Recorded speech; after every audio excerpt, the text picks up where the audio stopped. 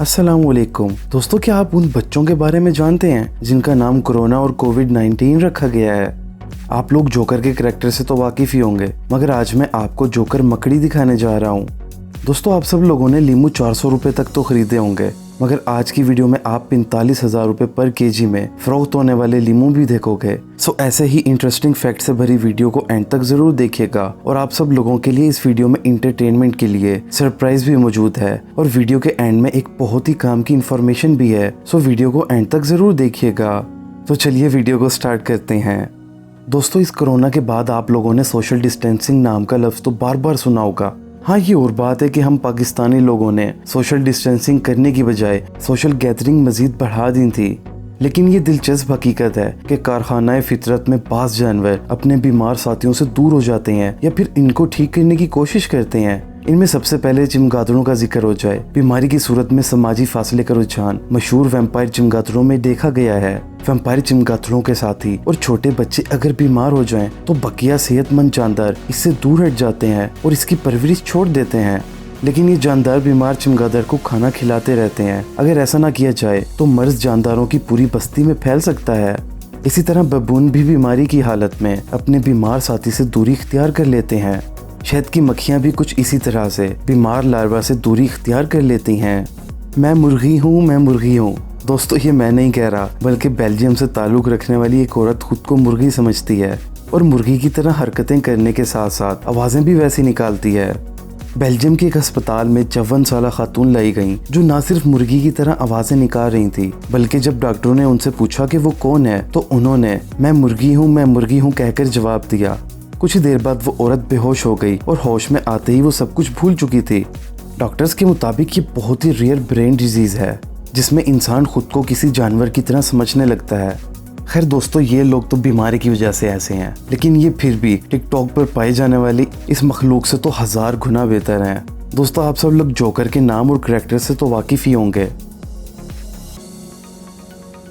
अरे नहीं, इस जोकर की बात नहीं कर रहा, मैं तो इस जोकर की बात कर रहा हूँ। क्या आपको मालूम है ईरान में एक मकड़ी ऐसी भी पाई जाती है जो बिल्कुल इस जोकर की तरह लगती है। और मजीद इंटरेस्टिंग बात यह है कि इस मकड़ी का नाम भी जोकर स्पाइडर रखा गया है।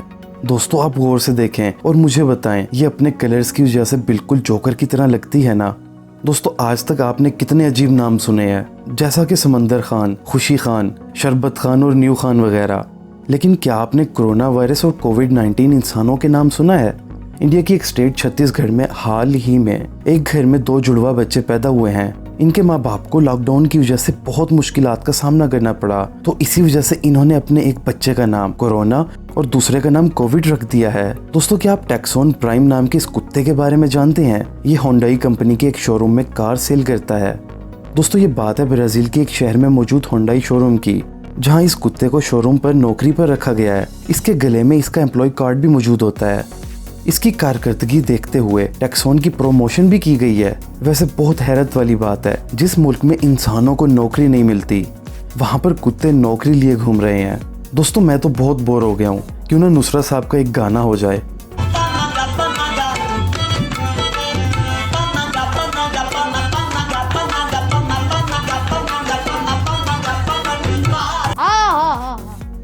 खैर, अब वापस आते हैं अपनी वीडियो की तरफ। दोस्तों, ये जो अजीब सी चीज़ आपको अपनी स्क्रीन पर नजर आ रही है, इसको क्या कहते हैं? ये लीमू की एक किस्म है। अब इसे आप मामूली सा लेमन मत समझिएगा, ये दुनिया का सबसे महंगा लेमन है।